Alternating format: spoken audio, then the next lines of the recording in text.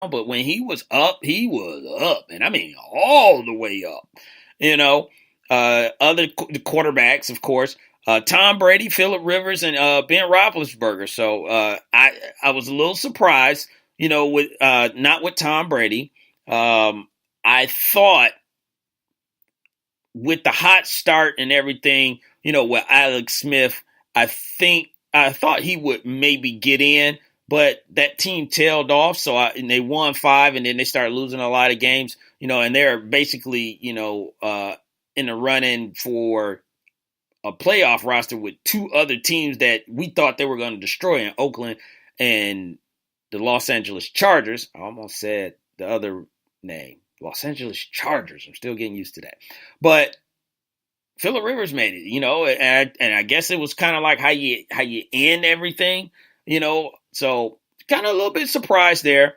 Le'Veon Bell was the running back, Kareem Hunt, and LaShawn McCoy was on that team. So a lot of guys that you can't really, argue, with. But like I said, some of the snubs with, guys like, Alex Smith for the AFC. Excuse me, the NFC, I want to give credit, and I gave credit to this guy yesterday on Vince Wright's show on Sports Done Right. But Adam Thielen, man, this guy came in for the Minnesota Vikings, and he was supposed to be their number 2, and he played like their number 1 with Stephon Diggs. So shouts out to Adam Thielen, man. And the Saints, Michael Thomas. Even though I don't like the Saints, you got to give it up to someone of that caliber, second round draft pick out of Ohio State, Michael Thomas. I mean, he was the reason they traded Brandon Cooks, and this is why they did trade. He's going to the Pro Bowl. This guy is Mr. Consistent, Mr. Steady. He pretty much he may not give you a touchdown every game, nor to anyone, but, he gives you quality yards. He gives you someone that you can depend on, and he has touchdowns intertwined in there. And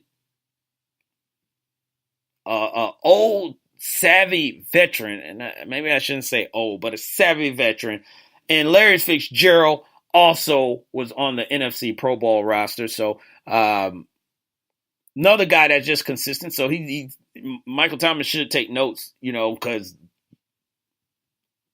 I'm trying to count how many. Blaine Gabbert, Drew Stanton, Carson Palmer, it might have been someone else. This guy always goes through all these different quarterbacks because Carson Palmer can't stay healthy, no fault of his own. And he continues to produce. So, and I don't even know if I mentioned Julio Jones. Julio Jones, I think that's a no-brainer. He's in his 5th Pro Bowl. So, but very interesting as far as like the running backs, and I'll go through the quarterbacks real quick. Carson Wentz, and Russell Wilson and Drew Brees, so I guess that's like chalk. You could have you might could have threw some other, quarterbacks in there, but we won't. But running backs, that's what I really wanted to touch base on, for the NFC. Todd Gurley for the Los Angeles Rams came back to being the Todd Gurley that we thought he was. Last year, I guess you could just say, was just out of the norm, but he came back with a vengeance, and he put the stamp of approval for him going to the Pro Bowl this past weekend, the way he gave the Seattle Seahawks the business. Now, I can't remember the last time we had 2 running backs from the same team, but we do now. Basically, they in the Pro Bowl, they may run just the New Orleans Saints, at all the skill positions, because Alvin Kamara and Mark Ingram, aka Flint Town Mark Ingram, that's my hometown, but they are going to the Pro Bowl as well. Now, just think about that. Drew Brees at quarterback, you'll get Michael Thomas out wide, and then you got your backfield with Alvin Kamara and Mark Ingram. But I can't remember the last time we had 2 running backs from the same team being in the Pro Bowl.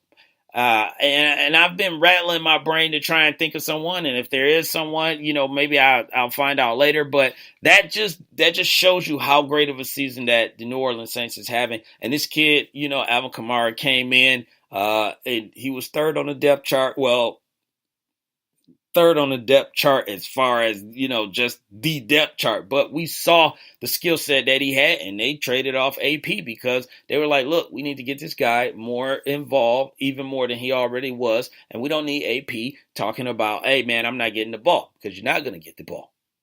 And we see why.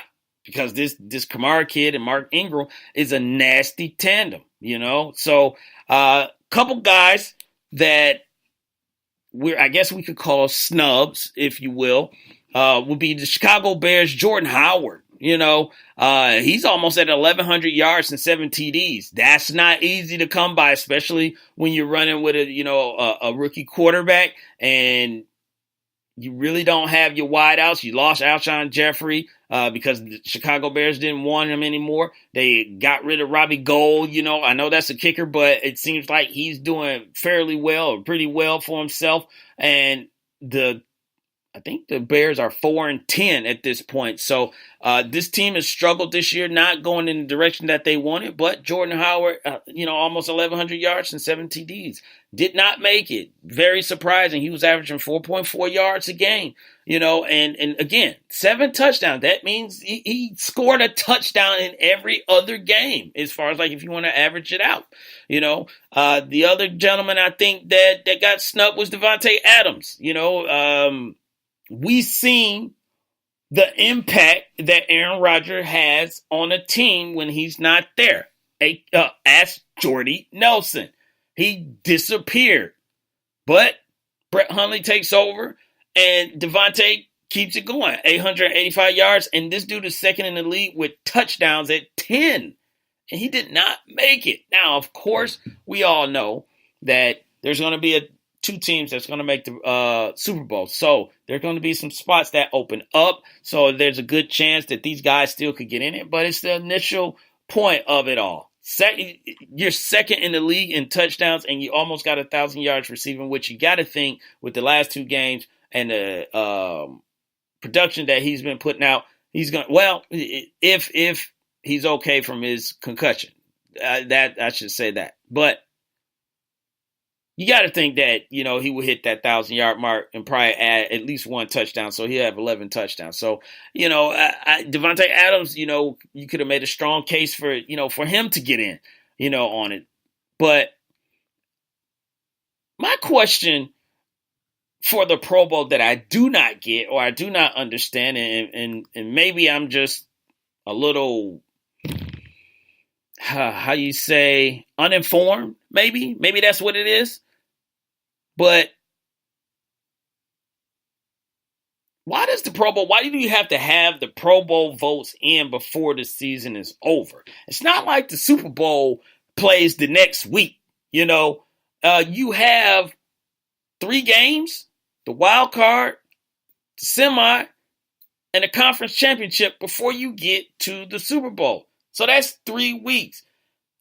I'm just saying, why can't we run it up into the last week, week 17, and then it close out? It gives guys like Devontae Adams or Jordan Howard to make a little bit of a stronger case of why they should be a Pro Bowl selection. Nobody there in Orlando now. Nobody going to Orlando next week after, the week after the season is over. So why not? Extra 2 weeks gives everybody a chance to make their last little, rah-rah move about why they should be at the Pro Bowl. They act like they count these things by hand, these votes. No, it's 2017. You got a computer to do that. So I don't know. I just don't get that, about the Pro Bowl. Go all the way. Go, NBA. I get that. It's in the middle of the season, so you got to vote early. Hockey. It's in the middle of the season. The All-Star game. You got to vote early. Major League Baseball. You got to vote early. It's in the middle of the season. Football. It's after the season. And maybe guys would still play that think they got a chance because they got incentives, in their contract if they make the Pro Bowl.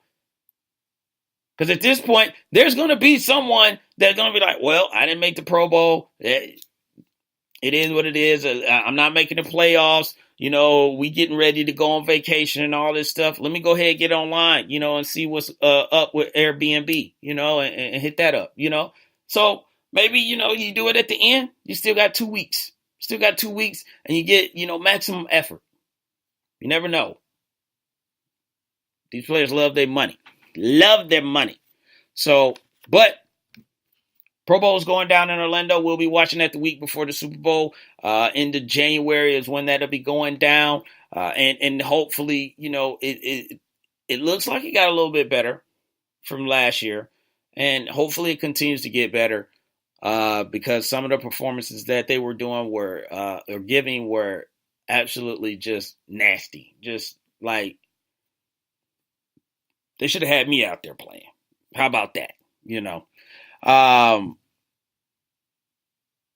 told you someone was going to be making, putting up something for sale. And of course, Panthers owner Jerry Richardson is selling the Carolina Panthers, which came out of just the blue. No pun intended, but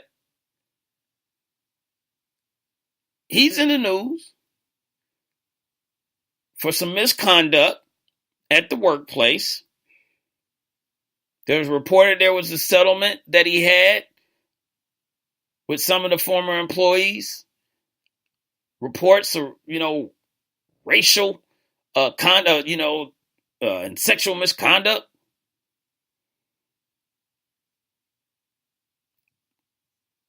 All just, it's like, really? He was getting down like that? Like, are y'all serious? But, hey, fast forward. He said, I want out. I'm going to sell the team. To me, that says something was about to come down the pipe or something's still going to come down the pipe that may be devastating, to him cashing out. I mean, like, it may set him back. So he's like, I might as well get out now before I get nothing, or half or whatever it is. So I don't think this story is over. I don't think this situation is done with.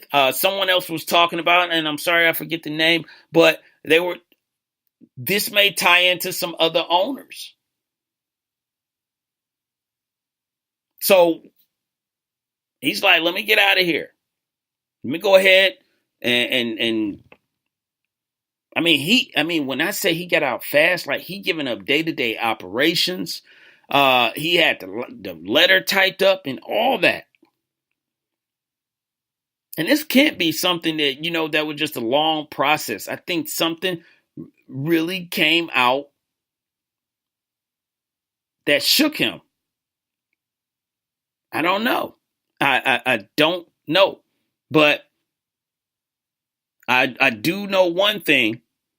Now that he put this on the market, there are people that want to get in on this franchise. It is not easy to get an NFL franchise, and it doesn't come along too often, and this is a tight-knit group. So I started thinking like, man, who might would want to sign up, or who would want to, buy the Panthers? And before he went on Twitter, I thought about Diddy because I remember Diddy saying that he did want to own an NFL franchise. So then this video comes out of Diddy, and he's speaking about the, the opportunity of buying the Panthers.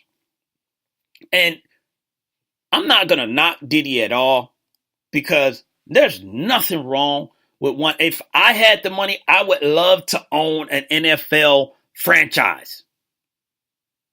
So don't get me. I'm not piling on Diddy, but I just think he might have should have just waited a little bit before he spoke on it, because there was a few things, that the court of public opinion. That's what I'm talking about.